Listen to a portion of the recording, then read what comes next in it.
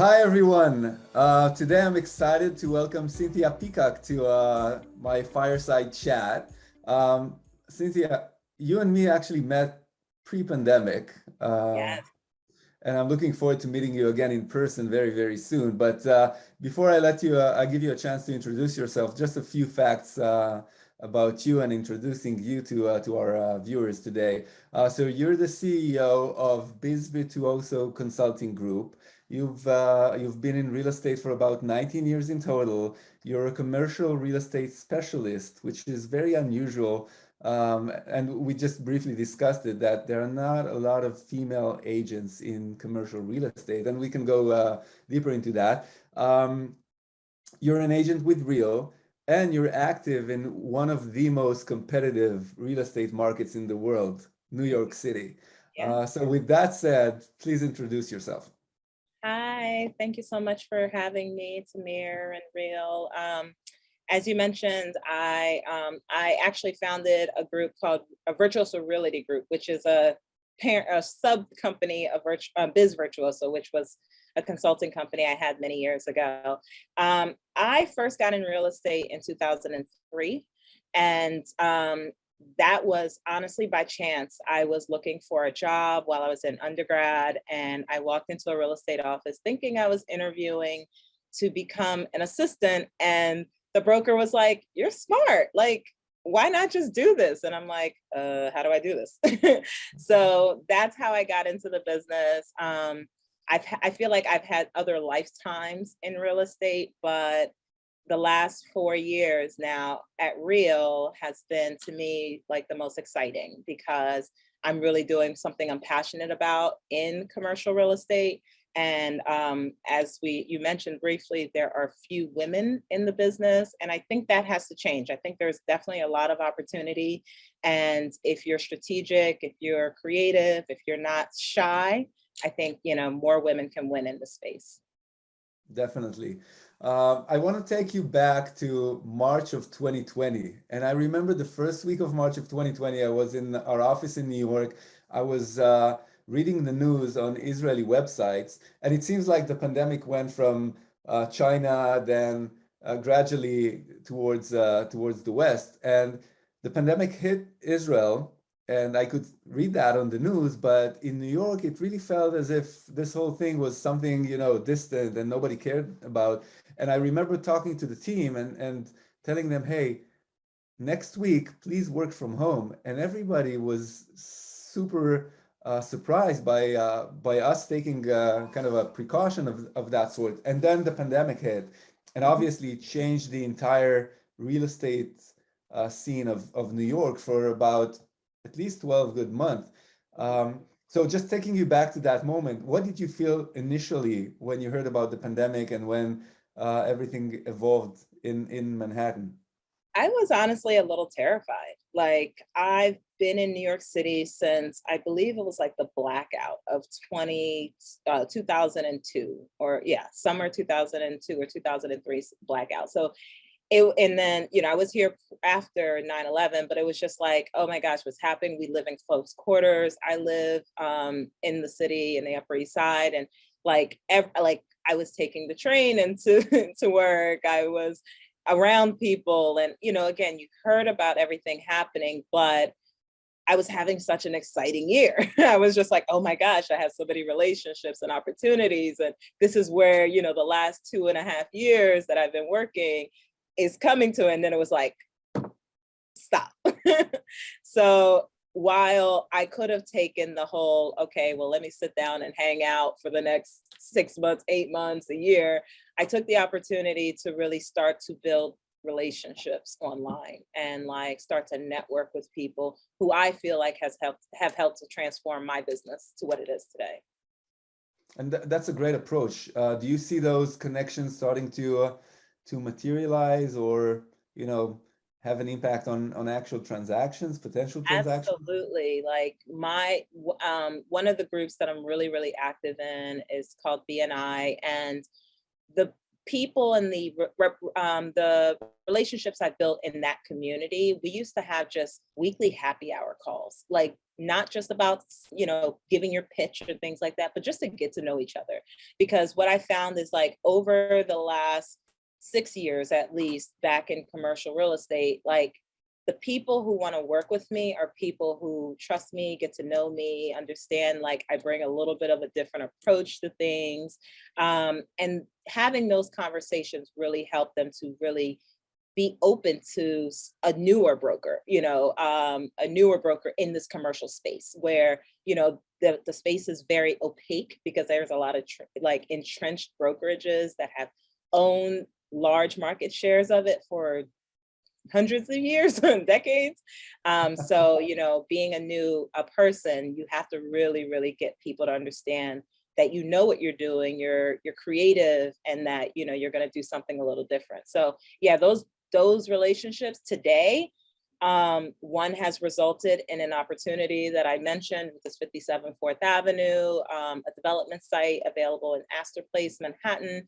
Another one is a buyer who is relocating his whole business to New York City from New Mexico, which is another substantial opportunity. And then some developers that are actually overseas that I'm having conversations with about, them wanting to build in New York City, all from one network that I've spent a lot of time spending and building relationships with. That's amazing. And naturally people, when they see a huge challenge, they tend to kind of get a little bit anxious and say, what am I going to do? And just, stand still. And it's pretty remarkable that you chose to continue and push forward and try to actually make something out of this very unfortunate situation.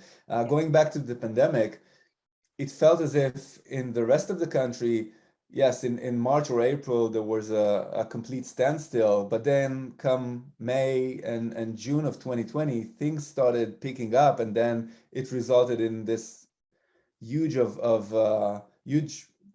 wave of real estate transactions. And it felt as if Manhattan was lagging behind. Everybody wanted to leave Manhattan. Everybody wanted to relocate to the suburbs. The city was completely empty for a while.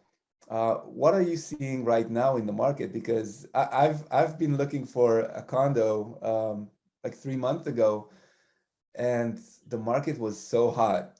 Like, so that's the biggest thing. It's about being prepared, but also about like knowing how you're going to bid, what your bidding strategy is, when it comes to the residential side, which again, I don't do a ton of, but I've had some experience over the last 19 years of doing it. You have to have a strategy. A lot of people go into the situation thinking, oh, I'm going to look everywhere. Honestly, when I've worked with clients, like you have to have a niche area or market, because then you get to know the buildings. Then you get to know the brokers who have listings in the buildings. You build relationships. Like I've won bidding wars before just because I communicated with the broker in a different way. And I built a relationship with the broker who wanted to work with me because she knew I would take that deal from start to finish, as opposed to someone who was just sending her an email or a piece of paper that was a higher number. We probably were a higher number, but still that relationship, I think, pushed it over the edge. So I think that's when especially in right now, I think residential is uber competitive because I forgot the article, I believe, but a substantial percentage more people moved back to the city since the pandemic. So that means not just condo and co-op purchases are, at all-time high, rental are impossible to find. Yes. So there are, friends of mine who are in the residential side or in the rental side are seeing lines at open houses of 20 people, like 20 people for a rental.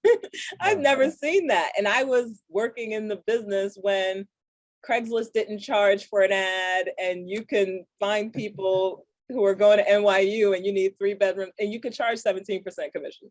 Like you can't do that kind of stuff as much anymore. But now the market is really hot, which I think then leads to where New York is going. So New York, I'm a believer in New York. I fell in love with the city early in my life, where my parents used to bring us here.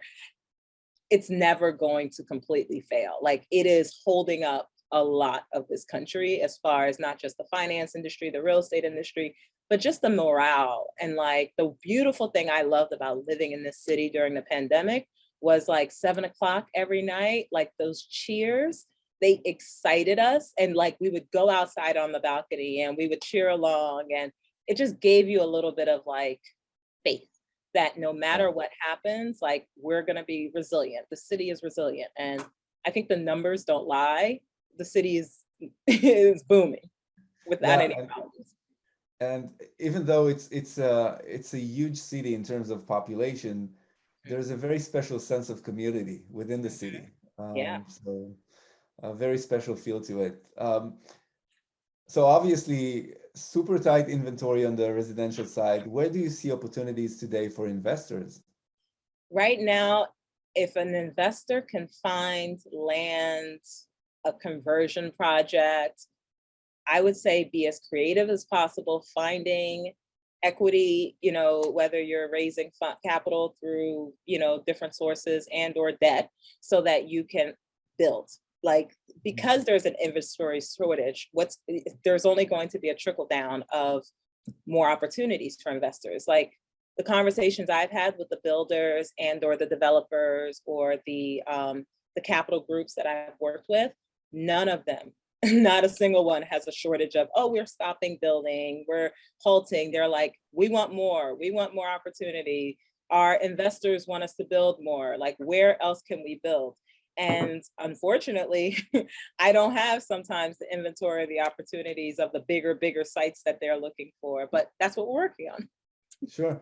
And how flexible is the city with authorizing conversions these days? So I think that's what we are all kind of in a pause waiting for once the mayor releases his real estate plan and what he's going to do when it comes to development in the city. I was at the New York Build conference, I believe 2 weeks ago, and we were all talking about what's going to happen with the zoning code. I was on a conference call when they were talking about the Soho rezoning plan.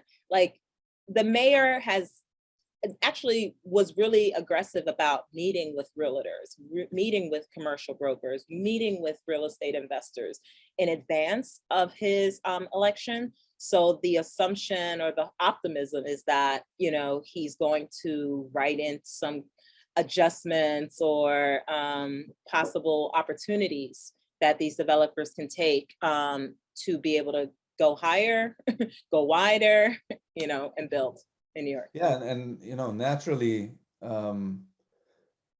still a lot of companies are working remotely, and there's a lot of empty office space in the city, and this can be utilized in a different way. So definitely it should be a lot of opportunities there, because people will always want to relocate to New York City. Like, this is the center of the world, and never bet against it. But at the same time, there's just not enough apartments or condos or co-ops. And that's the question, like the office to residential conversion model, I think in some buildings, it's going to make the absolute sense so that the investors can, or the debt can continue to be serviced. Because, if you have I believe vacancy rates in offices about 40% right now. If you have a 40% vacancy rate, how long is that sustainable? But I think there's been a transition in the way people are going to work. I personally work in Midtown on 55th, but everyone's not looking to come into the city every day, 5 days a week, 6 days is ridiculous, 5 days a week, and be, I think there's more of a hybrid model happening where people are in the office 3 days, and you see a lot of energy in the city that, Tuesday to Thursday or Monday to Wednesdays, and then it kind of quiets out. Because people want to be home. They want to be with their families, which I think is a good thing. Like, we should spend a little bit more of our time with the people we love as opposed to just working. Definitely. And yes, I think that the physical space world, excuse me, will have to adjust to the new preferences of humans, of how they want to spend their time, how often they want to come to the office, what the office needs to look like, what the office space needs to provide them, and then this balance needs to be reflected in real estate as well, which is a nice segue to this beautiful background picture that you have, your new listing, which I spent some time on yesterday. Yeah. Yeah. Um, Amazing location, a lot of potential. I mean, yesterday it threw me back to my investors days. So when Yeah. I see a lot like this or an opportunity like this, immediately I'm asking myself, okay, can I do something about it? What can be done there? So just tell us about the opportunity. Well, this was, to me, this was an amazing opportunity that came to me. I've always wanted to do ground up development and work on some deals. But, this one to me is special because it's in such a small community. Like NoHo is not as vast as the Upper East Side, Upper West Side. It's a very, very like short block, your Fourth Avenue specifically, there's so much history there. It's a very, very entrenched community that has seen transition over the last 100 years. However, the opportunity that is presented is a lot that has a single story retail operator that will be vacating at closing.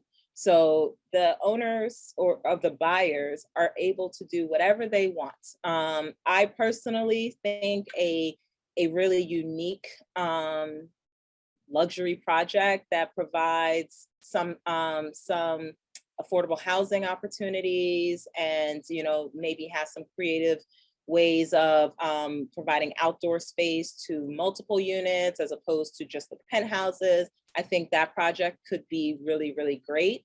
You have frontage both on 9th Street as well as on 4th Avenue. You have Astor Place subway a block away, which is very rare. There hasn't been a site available in that neighborhood since 2015. And the last thing that was built there was a substantial size. So, for the right buyer, for the right developer, they can build a really unique project that will help them see a good ROI on their investment. And I was trying to look at the plans yesterday. How high can you actually go if you So, do a new development? I'm going to quote the architect that I'm working with that did the zoning analysis when he said New York City is always for sale, right? So yes, the plan as is, you can go up 5.4x, but no developer is just going to go that high. The building next door, I believe, is about 7 floors, but with as I was talking about, with a purchase of, what is it called? With the purchase, my brain just stopped. With the purchase of inclusionary housing certificates, you can go up 7.2x, which then you're at that 7.2 floors. However, if you then build out and get a special permit, possibly do an assemblage with the building next door, which could be another opportunity, now you're talking 12 stories possibly and up. So again, the right developers, the right creative brains, the right architects, the right relationships. As we all know in New York City, it's about relationships. I think a project can be built that would be not a massive project, but a nice boutique opportunity. Yeah. Could you disclose what's the expected price of such a property would be? We're asking 13,999. Okay. So, And it has been on the market for just recently, I guess. and one day. One day. Wow, that's We exciting. launched, and we're technically on a off-market preview. So right now, we're not going to the open market. We're really directing it to our community. And I'm directing it to brokers that I know have done this type of work. So I want them to have the invitation to review the project first, and then we're going online and we're going to be aggressive about marketing because that's what we're good at. That's great. And knowing you and knowing the area, I'm sure you will make it happen very quickly. Yeah. I had a couple of conversations today with analysts, and both of them were asking me about my forecast for the real estate market in 2022. And I'd be inclined to hear your views on the market right now and where it's going, and different forces taking the market in different directions, inflation, interest rates, inventory, all of those things. So what do you think 2022 is going to look like?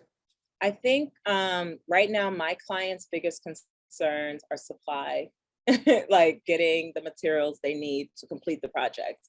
I have a project that is actually in the Bronx that has been stopped, and sorry, material supplies and then permitting. So those are the biggest two factors. Obviously, with the city having a shortage of staff members and things like that post-pandemic, there's a lot of delay in the queues of getting projects approved, as well as getting projects cleared with certificates of occupancies. So those are the two biggest hurdles right now. So people are mitigating that by there's these news material sourcing portals that I'm seeing pop up that I've learned a little bit about, so that people can bid online on materials and not just go to the same suppliers they're used to. That might mitigate a little bit of that concern.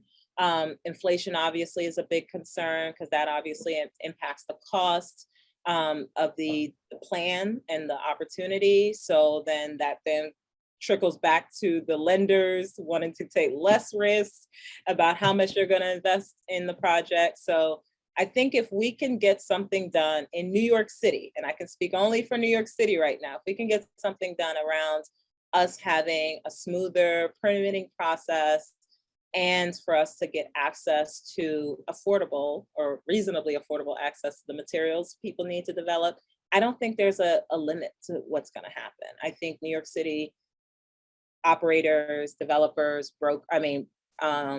investors are going to still want to build here. They're going to still want to buy here. Yeah. So if you have equity and patience, it's a great time to invest. Yeah, it's if you have equity and patience, that you're solid gold. Yeah. Last question. I'm following you on social media and I enjoy your posts. Can you share with us a little bit of what you do in your spare time, hobbies? How do you decompress and kind of unload this pressure of commercial real estate? Honestly, my family is number one. Like, that's the number one thing. I was actually born in Ivory Coast, Africa. So being an immigrant, like, my family is a very tight-knit community. I grew up in South Jersey, but I moved to New York by myself, all those years ago. So I like to go home and spend time with my boyfriend or my nephew, or go, down to DC and visit my sister and my mom. So I love to travel as much as we can. So like, that was the biggest thing, pandemic, that affected, is being able to see my family. So since then, I've made a concerted effort to work very hard when it's time, but then go and hang out, enjoy life, and just, get back to normal, because you can't wait. Yeah, going back to what we talked about, this new balance that's now forming because of the pandemic. Cynthia, thank you very much for being with us today and sharing your knowledge, and just it was a great conversation, and good luck with that new listing. It's Thank you, Tamir. I'm gonna bring it. I'll bring it in for a close soon. Sounds good. Thank you very much.